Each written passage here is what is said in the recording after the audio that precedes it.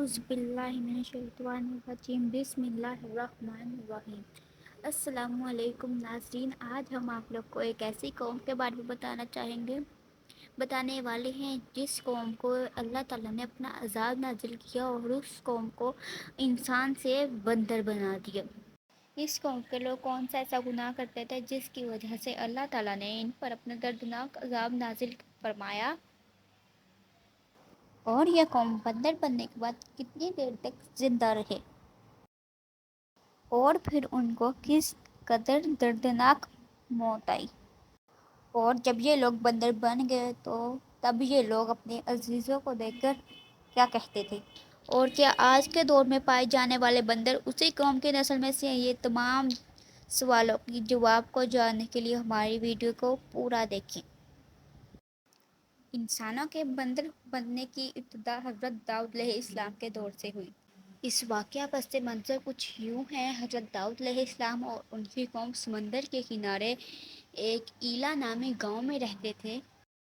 اس قوم کی تعداد تقریباً 70,000 کے قریب تھی، اور یہ بہت ہی خوشحال قوم تھی اور اللہ تعالیٰ کی فرما بردار قوم تھے۔ اس قوم کو اللہ تعالیٰ نے بے شمار نعمتوں سے نوازا تھا۔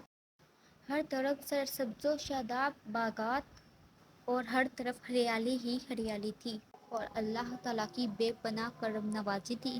یہ لوگ اپنی زندگی میں بہت ہی خوش تھے۔ حضرت داؤد علیہ السلام کی قوم جو کہ سمندر کے کنارے رہتی تھی، اور اللہ تعالیٰ کا ان پر یہ خاص کرم تھا کہ سمندر کے اس کنارے پر بے پناہ مچھلیاں آتی تھی جن کا یہ لوگ کاروبار کرتے تھے اور خوشحال زندگی گزارتے تھے۔ جب یہ قوم اللہ تعالیٰ کی نعمتوں کی وجہ سے خوشحال ہو گئی اور اللہ تعالیٰ کی نافرمانی کرنے لگی اور طرح طرح کے گناہوں میں مبتلا ہو گئی، اور ایک دن اللہ تعالیٰ نے اس قوم کا امتحان لینے کی سوچی اور حضرت داؤد علیہ السلام کو وحی بھیجی کہ وہ اپنی قوم کو کہہ دیں کہ وہ سنیچر کے دن یعنی ہفتے والے دن مچھلی کا شکار کرنا بند کر دیں۔ اور اس طرح اللہ تعالیٰ نے ہفتے والے دن حضرت داؤد علیہ السلام کی قوم پر مچھلی کا شکار حرام فرما دیا، اور یہاں سے اس قوم کی بربادی شروع ہو گئی۔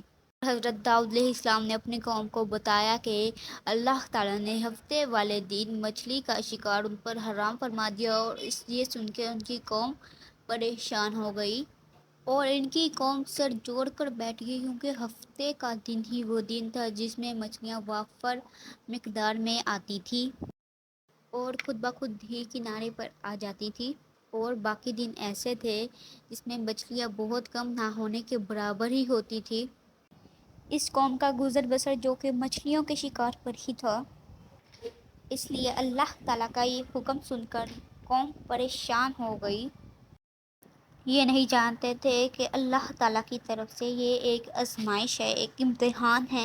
پھر ایک دن شیطان نے ان لوگوں کو وسوسہ ڈالا کہ سمندر سے نالیاں نکال کر خشکوں میں بڑے بڑے حوض بنا لیے جائیں، کہ جب ہفتے والے دن مچھلیاں آئیں گی تو وہ نالیوں سے ہو کر ان بڑے بڑے حوضوں میں رہ جائیں گی، اور اس طرح ان نالیوں کا منہ بند کر دیا جائے، اور اگلے دن یعنی اتوار والے دن ان کو پکڑ لیا جائے۔ اس طرح شیطان نے اس قوم کو ورگلایا کہ ہفتے والے دن ہم شکار سے بھی بچ جائیں گے اور مچھلیاں بھی ہاتھ آ جائیں گی۔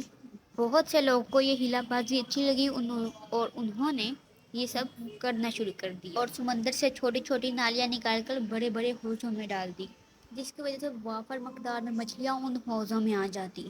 اس قوم کے بدبخت لوگوں کو شیطان کا یہ ہیلا بہت پسند آیا، مگر انہوں نے یہ نہ سوچا کہ جب مچھلیاں سمندر میں سے حوض میں آئیں تو ان مچھلیوں کا شکار ہی ہو گیا، اور یہ شکار ہفتے والے دن ہی قرار پایا جو اللہ تعالیٰ نے حرام فرمایا تھا۔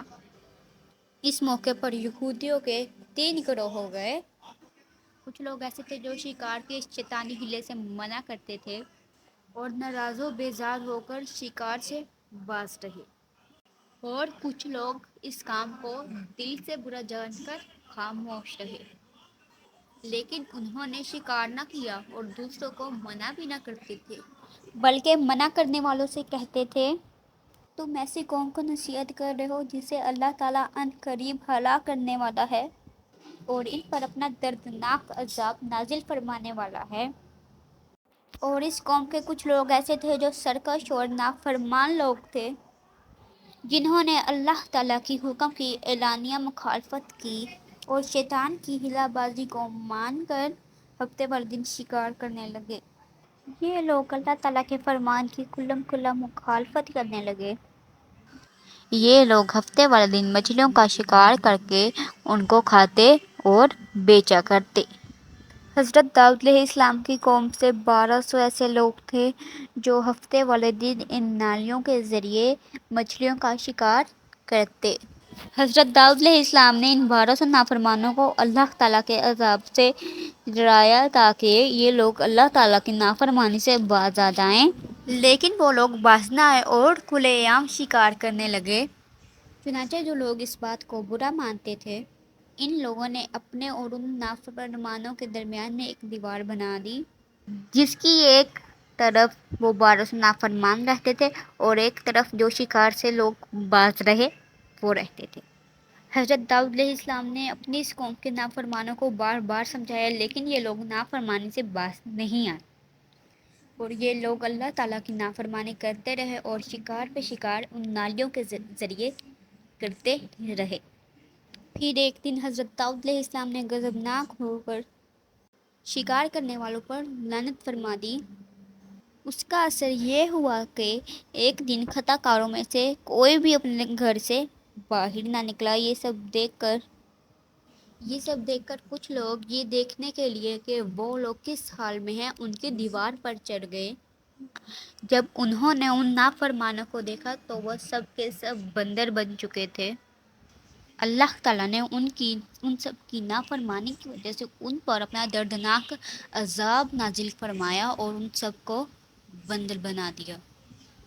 جب لوگ ان مجرموں کے گھر کا دروازہ کھول کر ان کے گھروں میں داخل ہوئے، پھر اپنے رشتہ داروں کو پہچانتے تھے اور ان کے پاس آ کر ان کے کپڑوں کو سونگھتے تھے اور زاروں قطار روتے تھے، لیکن وہ کچھ بول نہ سکتے تھے۔ اللہ تعالیٰ کے ان نافرمان لوگوں جو بندر بن چکے، ان کی تعداد 12,000 تھی۔ ان لوگوں نے اللہ تعالیٰ کی نافرمانی کی اور اللہ تعالیٰ نے ان لوگ کو بندر بنا دیا۔ جس طرح اللہ تعالیٰ سورۃ بقرہ میں ارشاد فرماتے ہیں، اور بے شک ضرور تمہیں معلوم ہے تم میں سے وہ جنہوں نے ہفتے میں سرکشی کی، تو ہم نے ان سے فرمایا ہو جاؤ بندر ددکارے ہوئے۔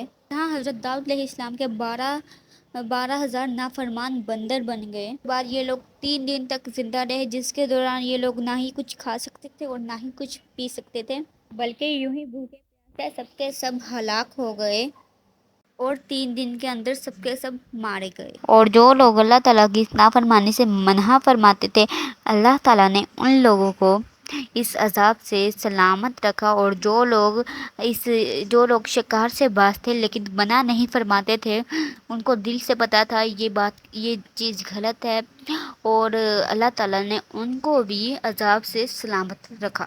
کہ پیارے دوستو، اب بات کر لیتے ہیں کیا ان بندروں کی نسل میں سے کوئی بندر اس دور میں موجود ہے؟ تو پیارے دوستو، اس کے بارے میں یہ فرمایا گیا ہے کہ جیسے کہ ہم نے اب اس کہانی میں بھی سنا کہ وہ بندر 3 دن کے بعد مر گئے، تو اس کا یہ ہے کہ اللہ تعالیٰ جن پر عذاب نازل کرے ان کی نسل آگے نہیں بڑھتی، ہی نہیں ہے، تو اس دور میں وہ بندر نہیں پائے جاتے۔ اس کا سیدھا سیدھا یہی جواب ہے کہ اگر آپ سے کوئی کہے کہ وہ دور کے بندر اس دور میں ہیں تو وہ سراسر جھوٹ بول رہا ہے۔ ویڈیوز دیکھنے کے لیے ہمارے چینل کو سبسکرائب کریں، بیل آئیکن کو کلک کریں اور ہماری ویڈیو پہ لائک بھی کریں۔